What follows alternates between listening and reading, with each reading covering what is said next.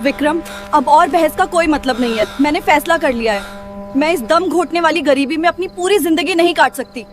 कम से कम बच्चों के बारे में तो सोचो। वे अभी सिर्फ 2 साल के हैं। उन्हें माँ की जरूरत है। आर्यन मुझे वो जिंदगी दे सकता है जिसके सपने मैंने बचपन से देखे थे। सुरक्षा, सम्मान और आराम।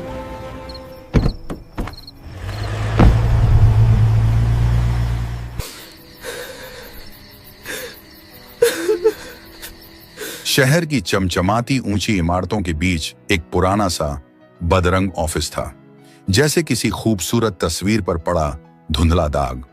उसी ऑफिस में विक्रम अपनी जिंदगी के सबसे मुश्किल दिन गुजार रहा था। सिर्फ 23 साल का था वह, लेकिन जिम्मेदारियों का बोझ इतना भारी था कि उसके चेहरे से जवानी की हल्की सी मुस्कान भी गायब हो चुकी थी। वह एक लॉजिस्टिक्स कंपनी में जूनियर मैनेजर था। दिन भर क्लाइंट्स की शिकायतें, बॉस के टारगेट और फाइलों का अंतहीन ढेर। कभी कभी ऑफिस के लोग उससे पूछ लेते, यार विक्रम, इतना दबाव कैसे झेल लेते हो? विक्रम बस हल्की सी मुस्कान दे देता, क्योंकि उसकी आंखों में एक अजीब चमक थी, जैसे राख के नीचे छुपी आग जो सही समय का इंतजार कर रही हो। उसी ऑफिस के अकाउंट सेक्शन में सानवी काम करती थी। सानवी सिर्फ खूबसूरत नहीं थी, उसके व्यक्तित्व में एक अलग ही गरिमा थी। संयम, आत्मविश्वास और एक ऐसी शालीनता जो किसी का भी ध्यान खींच ले। वह एक बहुत अमीर परिवार से थी। बचपन से ही ऐशो आराम में पली थी। बड़ी गाड़ियां, शानदार घर और हर इच्छा पल भर में पूरी हो जाना। लेकिन पता नहीं क्यों उसे विक्रम का सादापन अच्छा लगता था। कभी फाइल देते समय उनकी नजरें टकरा जाती, कभी लंच ब्रेक में 2-4 बातें हो जाती। धीरे धीरे काम की बातें चाय के कप तक पहुंची और फिर वही बातें शाम की लंबी बातचीतों में बदल गईं। सानवी के पिता अक्सर कहा करते थे, शादी हमेशा बराबरी वालों में करनी चाहिए, तभी रिश्ते टिकते हैं। लेकिन सानवी को विक्रम की ईमानदारी में वो अमीरी दिखती थी जो बड़े बैंक बैलेंस में भी नहीं मिलती। जब घर में उसकी शादी की बातें शुरू हुई तो एक दिन उसने विक्रम से साफ कहा, अगर आज हमने अपने लिए खड़े होने की हिम्मत नहीं दिखाई तो हम जिंदगी भर पछताएंगे। विक्रम के पास न महल थे, न बड़ी गाड़ियां, लेकिन उसके पास एक मजबूत कंधा था और सच्चा दिल। एक तूफानी रात थी। आसमान से बारिश ऐसे बरस रही थी जैसे धरती से कोई पुराना हिसाब चुका रही हो। उसी रात शहर के एक पुराने मंदिर में दोनों ने 7 फेरे ले लिए। दोनों को उम्मीद थी समय के साथ परिवार मान जाएगा, लेकिन ऐसा नहीं हुआ। सानवी के पिता ने इस रिश्ते को अपनी बेइज्जती समझा। उन्होंने सानवी से सारे रिश्ते तोड़ दिए। इतना ही नहीं, अपने प्रभाव से उन्होंने विक्रम की नौकरी भी छिनवा दी। एक ही पल में उनकी दुनिया बदल गई। कुछ ही दिनों बाद दोनों एक नए शहर इंद्रप्रस्थ आ गए। यह शहर सपनों से भरा था, लेकिन उनके हिस्से आई एक तंग गली। ऐसी गली जहां सूरज की किरणें भी जैसे गरीबी देखकर रास्ता बदल लेती थीं। विक्रम ने बहुत कोशिश की, एक ऑफिस से दूसरे ऑफिस तक भटका, लेकिन हर जगह किसी न किसी तरह सानवी के पिता का असर पहले से पहुंच चुका था। कोई उसे नौकरी देने को तैयार नहीं था। एक दिन विक्रम ने सानवी की आंखों में पहली बार बेबसी देखी। उस पल उसका दिल टूट गया। उसने अपनी डिग्री, अपनी पहचान, सब कुछ एक तरफ रख दिया और एक कंस्ट्रक्शन साइट पर मजदूरी शुरू कर दी। जिस युवक ने कभी भारी फाइल से ज्यादा कुछ नहीं उठाया था, अब वह तपती धूप में अपनी पीठ पर ईंट और सीमेंट के बोरे ढो रहा था। पसीना आंखों में जाता तो जलन होती, हाथों में छाले पड़ जाते, लेकिन वह रुकता नहीं था। रात को जब वह घर लौटता तो उसका शरीर दर्द से कराह रहा होता। सानवी उसके फटे हाथों को पकड़ लेती और रो पड़ती। विक्रम मुस्कुरा देता। वह अपनी धूल भरी शर्ट से उसके आंसू पोंछते हुए कहता, पगली, ये पसीना नहीं है, ये हमारी आने वाली खुशियों की नींव है। शादी के 2 साल बाद उनके घर में 2 नन्हे मेहमान आए, जुड़वां बेटे आर्यन और कबीर। उनकी पहली रोने की आवाज सुनते ही विक्रम की आंखें भर आईं। उस पल उसे लगा वह दुनिया का सबसे अमीर आदमी है। लेकिन खुशी के साथ जिम्मेदारियां भी दोगुनी हो गईं। 2 बच्चों का दूध, कपड़े, दवाइयां।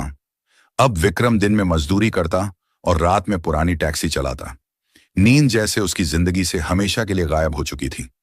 लेकिन धीरे धीरे सानवी का धैर्य टूटने लगा। गरीबी इंसान को सिर्फ कमजोर नहीं करती, कभी कभी उसका स्वभाव भी बदल देती है। अब वह पहले वाली मुस्कुराती सानवी नहीं रही थी। छोटे छोटे झगड़े, ताने और हर दिन की तंगी। अब उसे विक्रम की मेहनत कम और अपनी मजबूरी ज्यादा दिखने लगी थी। एक रात वह अचानक फट पड़ी। विक्रम, देखो हमारी हालत, छत से पानी टपक रहा है, बच्चों के पास कल के लिए दूध नहीं है, और तुम कहते हो सब ठीक हो जाएगा। विक्रम ने थकी आवाज में कहा, मैंने आज ठेकेदार से एडवांस मांगा था, उसने मना कर दिया, लेकिन अगले हफ्ते कंक्रीट का काम खत्म होगा तो। बस, सानवी ने बीच में रोक दिया, यहां दाने दाने के लाले पड़े हैं। मेरे पिता के घर में नौकर भी हमसे बेहतर जिंदगी जीते हैं। उसकी आंखों में अब प्यार नहीं, शिकायत थी। मैंने तुमसे प्यार इसलिए किया था क्योंकि मुझे लगा था तुम कुछ बनोगे, लेकिन तुम तो बस एक साधारण मजदूर बनकर रह गए। फिर उसने विक्रम की पसीने से भीगी कमीज की ओर इशारा किया। और ये बदबू, अब मुझे इससे घिन आती है। कमरे में कुछ पल के लिए गहरा सन्नाटा छा गया। फिर विक्रम ने शांत लेकिन मजबूत आवाज में कहा, अगर तुम्हें लगता है कि मेरी मेहनत एक बोझ है, तो शायद तुम मेरे साथ रहने की वजह भी नहीं देखती। वह थोड़ा रुका, फिर बोला, लेकिन एक बात याद रखना, मैं हार नहीं मानूंगा। चाहे मुझे खुद को मिटाना पड़े, मैं अपने बच्चों को वो जिंदगी दूंगा जिसकी तुमने कभी कल्पना भी नहीं की होगी। और शायद किस्मत भी उसी पल कोई नया मोड़ लिख रही थी, क्योंकि बहुत जल्द उनकी जिंदगी में एक नया नाम आने वाला था। एक बड़ा उद्योगपति, एक टेक्सटाइल कंपनी का मालिक, आर्यन मल्होत्रा, जिसकी एंट्री उनकी पूरी कहानी की दिशा बदल देने वाली दौलत, ताकत और चालाक दिमाग, ये तीनों चीजें आर्यन के पास भरपूर थीं। लेकिन उसकी सबसे खतरनाक ताकत कुछ और थी। वह इंसानों की कमजोरी पहचानना जानता था। सानवी की आंखों में छिपी थकान, उसके टूटते सपनों की आवाज, उसकी मजबूरी, आर्यन ने सब समझ लिया था। और फिर उसने धीरे धीरे अपना जाल बुनना शुरू किया। कभी महंगे गिफ्ट, कभी चमकदार पार्टियों की तस्वीरें, कभी बड़े घर और आराम भरी जिंदगी के सपने। वह अक्सर सानवी से कहता, सानवी, तुम जैसी लड़की इस तंग जिंदगी के लिए नहीं बनी हो। तुम्हें तो आसमान में उड़ना चाहिए। ये छोटी सी दुनिया तुम्हारे लिए नहीं है। धीरे धीरे उसके शब्द सानवी के दिल में उतरने लगे। उधर विक्रम, वह अपनी मेहनत में इतना डूब चुका था कि उसे घर के अंदर उठ रहे उस तूफान की भनक तक नहीं लगी। एक रात की बात है। विक्रम ने उस दिन लगातार 2 शिफ्ट काम किया था। शरीर थकान से टूट रहा था। जैसे तैसे वह घर पहुंचा, लेकिन जैसे ही उसने दरवाजा देखा, वह अचानक रुक गया। दरवाजा आधा खुला था। घर के अंदर अजीब सा सन्नाटा था, और उस सन्नाटे को चीर रही थी 2 मासूम आवाजें, आर्यन और कबीर के रोने की आवाज। विक्रम घबराकर अंदर भागा। अलमारी खुली थी, कपड़े गायब थे। घर जैसे अचानक खाली हो गया था। मेज पर एक छोटा सा कागज रखा था। विक्रम के हाथ कांप रहे थे। उसने धीरे से वह नोट उठाया। उस पर लिखा था, विक्रम, मैं हार गई हूं। मैं इस बदहाली में अपनी जवानी और अपने सपनों को खत्म नहीं कर सकती। आर्यन मुझे वो जिंदगी दे सकता है जिसकी मुझे जरूरत है। मैं उसके साथ हमेशा के लिए जा रही हूं। अपने बेटों को खुद संभाल लेना, वे शायद तुम्हारी तरह मेहनती बन जाएंगे। अलविदा। उस पल विक्रम को लगा जैसे उसके पैरों के नीचे की जमीन खिसक गई हो। दिल के अंदर कुछ टूट कर बिखर गया था। वह चुपचाप फर्श पर बैठ गया। दोनों बच्चों को अपनी छाती से लगा लिया। उस रात उसने एक भी आंसू नहीं बहाया। बस मन ही मन एक वादा किया, अब किसी से कोई उम्मीद नहीं। अब मेरी दुनिया सिर्फ मेरे बेटे हैं और मेरा काम। अगले दिन से विक्रम बदल चुका था। अब वह अपना दुख रोकर नहीं, मेहनत में बदलने लगा। दिन में वह मजदूरी करता, लेकिन अब वह सिर्फ ईंटें नहीं उठाता था। वह सीख रहा था कौन सा मटेरियल अच्छा होता है, कौन सा ठेकेदार चोरी करता है, एक मजबूत इमारत कैसे खड़ी होती है। रात को जब बच्चे सो जाते तो वह पुराने इंजीनियरिंग के नक्शे पढ़ता। कभी कभी खुद से पूछता, क्या मजदूर हमेशा मजदूर ही रहता है, या एक दिन मालिक भी बन सकता है। एक दिन निर्माण साइट पर मुख्य मिस्त्री बीमार पड़ गया। काम रुकने वाला था। तभी विक्रम आगे आया। साहब, उसने ठेकेदार से कहा, यह दीवार मैं बना देता हूं, गारंटी है, एक मुट्ठी मसाला भी खराब नहीं होगा। ठेकेदार पहले हंस पड़ा, लेकिन मजबूरी में उसे मौका दे दिया। और जब विक्रम ने दीवार बनाई तो वह इतनी सीधी और मजबूत थी कि बिल्डिंग का मालिक खुद देखने आ गया। उसने हैरानी से पूछा, तुम मजदूर हो या इंजीनियर? विक्रम हल्का सा मुस्कुराया, साहब, अभी तो मजदूर हूं, लेकिन सीख रहा हूं। कुछ दिनों बाद वही मालिक फिर उससे मिला। उसने कहा, मेरे पास एक छोटा प्रोजेक्ट है, क्या तुम उसका ठेका लोगे? विक्रम कुछ पल तक उसे देखता रहा। यह उसके लिए किसी सपने जैसा था। न पैसा था, न बड़े संसाधन, लेकिन उसके पास एक चीज थी, ईमानदारी, और वही उसकी सबसे बड़ी पूंजी बन गई। उसने अपने 4 भरोसेमंद मजदूरों को बुलाया और साफ साफ कहा, शुरुआत में पैसे कम मिलेंगे, लेकिन अगर मेहनत की तो एक दिन हम खुद मालिक बनेंगे। लोग उसका मजाक उड़ाते थे। जिसकी बीवी भाग गई वह घर बनाएगा, लेकिन विक्रम बस मुस्कुरा देता। उसकी आंखों में अब 2 चीजें थीं, अपने बेटों का भविष्य और खुद को साबित करने की आग। कुछ समय बाद उसने अपनी पहली कंपनी रजिस्टर कराई, विक्रम एंड सन्स इंफ्रास्ट्रक्चर। शुरुआत में उसके पास सिर्फ 2 मजदूर थे, लेकिन उसकी ईमानदारी की चर्चा धीरे धीरे फैलने लगी। छोटे प्रोजेक्ट मिले, फिर बड़े, और धीरे धीरे उसका नाम बनने लगा। विक्रम मजदूरों के साथ जमीन पर बैठकर खाना खाता था। क्यों? क्योंकि वह जानता था पसीना बहाने वाले लोगों की कीमत क्या होती है। वह कई मजदूरों के बच्चों की पढ़ाई का खर्च भी उठाने लगा, शायद इसलिए क्योंकि वह खुद कभी उसी दर्द से गुजर चुका था। 5 साल बीत गए। विक्रम अब छोटा ठेकेदार नहीं रहा था, वह शहर का उभरता हुआ बिल्डर बन चुका था। आर्यन और कबीर स्कूल जाने लगे थे। हर सुबह विक्रम उन्हें अपनी पुरानी साइकिल पर स्कूल छोड़ता और फिर सीधे निर्माण साइट पर पहुंच जाता। एक दिन उसने शहर के बाहर एक ऐसी जमीन खरीदी जहां कोई निवेश करने को तैयार नहीं था। लोग हंसने लगे, यहां कौन घर खरीदेगा? लेकिन विक्रम की सोच अलग थी। उसने वहां एक नया प्रोजेक्ट शुरू किया, अफोर्डेबल हाउसिंग, छोटे घर, कम कीमत, ईमानदार निर्माण। और देखते ही देखते वह प्रोजेक्ट सुपरहिट हो गया। अब शहर के बड़े बड़े उद्योगपति भी विक्रम की तारीफ करने लगे थे। उसके पास अपनी गाड़ी थी, बड़ा ऑफिस था, लेकिन उसके अंदर का मजदूर अभी भी जिंदा था। वह आज भी धूप में काम करते मजदूरों को देखकर रुक जाता था, क्योंकि उसे पता था मेरी कहानी भी यहीं से शुरू हुई थी। समय का पहिया घूमता रहा। 15 साल गुजर गए। इंद्रप्रस्थ शहर का नक्शा बदल चुका था, और उस बदलाव के पीछे जिस नाम की सबसे ज्यादा चर्चा होती थी वह नाम था विक्रम। कभी ईंटें ढोने वाला वह मजदूर अब विक्रम एंड सन्स ग्रुप का चेयरमैन बन चुका था। लेकिन उसने अपने बेटों को ऐशो आराम में नहीं पाला।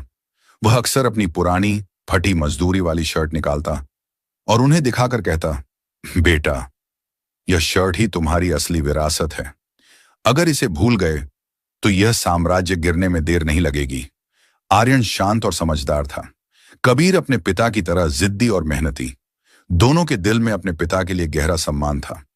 एक दोपहर की बात है, विक्रम अपनी नई टाउनशिप का उद्घाटन करके ऑफिस लौटा ही था कि उसने बाहर हलचल देखी। सुरक्षाकर्मी एक कमजोर सी महिला को गेट से बाहर निकालने की कोशिश कर रहे थे। वह महिला बहुत थकी हुई लग रही थी। कपड़े मैले थे, चेहरा जिंदगी की मार से झुका हुआ। वह बार बार कांपती आवाज में कह रही थी, मुझे बस विक्रम से मिलना है। और जैसे ही विक्रम की नजर उस चेहरे पर पड़ी, वह कुछ पल के लिए पत्थर सा खड़ा रह गया, क्योंकि वह चेहरा उसके अतीत से लौट कर आया था। वह महिला इतनी कमजोर थी कि ठीक से खड़ी भी नहीं हो पा रही थी। उसके कदम बार बार लड़खड़ा रहे थे, जैसे हर कदम उठाने के लिए उसे अपनी बची खुची ताकत जुटानी पड़ रही हो। चेहरे पर गहरी झुर्रियां थीं, आंखों में ऐसी थकान थी जो सिर्फ वही इंसान समझ सकता है जिसे जिंदगी ने बुरी तरह तोड़ा हो। वह बार बार गार्ड से विनती कर रही थी, मुझे बस विक्रम से मिलना है, एक बार। गार्ड उसे गेट से बाहर करने ही वाले थे कि तभी अंदर से निकलते हुए विक्रम की नजर उस पर पड़ी, और उसी पल समय जैसे थम गया। विक्रम की सांस अटक गई। दिल के अंदर कहीं पुराने जख्म अचानक जाग उठे, क्योंकि वह कोई अजनबी नहीं थी। वह सानवी थी, वही सानवी जिसने कभी गरीबी से हार कर उसे और अपने बच्चों को छोड़ दिया था। विक्रम कुछ पल चुप खड़ा रहा। उसके सामने खड़ी वह औरत अब वही सानवी नहीं थी जो कभी महंगे कपड़ों और बड़े सपनों में खोई रहती थी। जिंदगी ने उसे पूरी तरह बदल दिया था। उसके चेहरे की चमक कहीं खो चुकी थी। बाद में पता चला, जिस आदमी के साथ वह गई थी उसी ने उसे सबसे ज्यादा चोट दी। आर्यन ने उसे कभी सच में प्यार किया ही नहीं था। उसके लिए सानवी बस एक सौदा थी। जब तक वह उसके काम की रही, वह उसके साथ रहा, लेकिन जैसे ही उसकी जिंदगी में मुश्किलें आईं, उसने सानवी को बिना किसी सहारे के सड़क पर छोड़ दिया।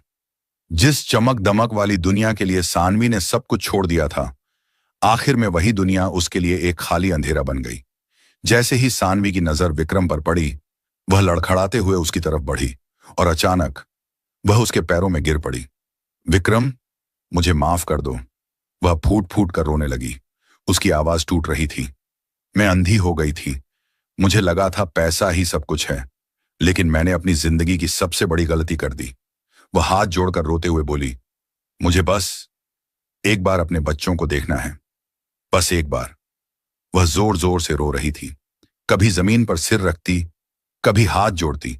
विक्रम ने धीरे से अपना पैर पीछे खींच लिया। उसके चेहरे पर न गुस्सा था, न नफरत, बस एक गहरी शांति थी। कुछ पल बाद उसने धीमी लेकिन साफ आवाज में कहा, सानवी, मेरे बच्चों की मां उसी दिन मर गई थी, जिस दिन तुम उन्हें रोता छोड़कर चली गई थी। यह सुनते ही सानवी की सिसकियां और तेज हो गईं। विक्रम आगे बोला, आज मैं जो कुछ भी हूं, वह उस दिन से शुरू हुई लड़ाई का नतीजा है। तुम मुझे छोड़कर चली गई और उसी दिन मैंने खुद को ढूंढ लिया। वह थोड़ा रुका, फिर बोला, तुमने प्यार छोड़ा था और मैंने पसीना बहाया था। आज जिंदगी ने हम दोनों का हिसाब बराबर कर दिया है। विक्रम ने गार्ड की तरफ देखा और इशारा किया, इनके रहने की व्यवस्था कर दो, एक छोटा सा घर और कुछ पैसे दे देना, ताकि इन्हें किसी के आगे हाथ न फैलाना पड़े। सानवी ने उम्मीद भरी नजरों से उसकी तरफ देखा, लेकिन तभी विक्रम की आवाज फिर गूंजी, लेकिन याद रखना, तुम अब कभी मेरे परिवार का हिस्सा नहीं बन सकती। यह फैसला कठोर जरूर था, लेकिन साफ था, क्योंकि कुछ रिश्ते टूटने के बाद फिर पहले जैसे नहीं बनते। समय फिर आगे बढ़ता रहा। अब विक्रम के बेटे बड़े हो चुके थे, आर्यन और कबीर। दोनों ने अपने पिता के सपनों को नई ऊंचाई दी। आर्यन ने आधुनिक आर्किटेक्चर और नई तकनीकों से कंपनी के प्रोजेक्ट्स को अलग पहचान दी। वहीं कबीर जमीन पर उतरकर हर प्रोजेक्ट को समय से पहले पूरा करवाता। एक भाई दिमाग से कंपनी चला रहा था और दूसरा दिल से। दोनों की जोड़ी ने विक्रम एंड सन्स को पूरे देश में मशहूर कर दिया। लेकिन उनकी असली पहचान सिर्फ बिजनेस नहीं थी। उन्होंने मजदूरों के लिए मुफ्त अस्पताल बनवाए, उनके बच्चों के लिए स्कूल खुलवाए। धीरे धीरे शहर के लोग उन्हें सिर्फ बिल्डर नहीं, मजदूरों का मसीहा कहने लगे। अब जब विक्रम कभी अपनी जिंदगी को पीछे मुड़कर देखता था, तो उसे अपना अतीत छोटा नहीं लगता था, बल्कि वही अतीत उसकी सबसे बड़ी ताकत बन चुका था। जो लोग मुश्किल वक्त में आपका साथ छोड़ देते हैं, कई बार वही लोग आपको आपकी असली ताकत पहचानने का मौका भी दे जाते हैं। विक्रम की असली जीत सानवी को हराने में नहीं थी। उसकी असली जीत इस बात में थी कि उसने अपने दर्द को ताकत बना लिया। अब आपसे एक सवाल, अगर आप विक्रम की जगह होते तो क्या करते? क्या सानवी को उसकी गलती का एहसास होने के बाद माफ कर देना चाहिए था, या फिर विक्रम ने जो फैसला लिया वही सही था? अपनी राय जरूर बताइए। और अगर आपको ऐसी दिल को छू लेने वाली और प्रेरणादायक कहानियां पसंद हैं, तो हमारे चैनल को सब्सक्राइब करना मत भूलिए।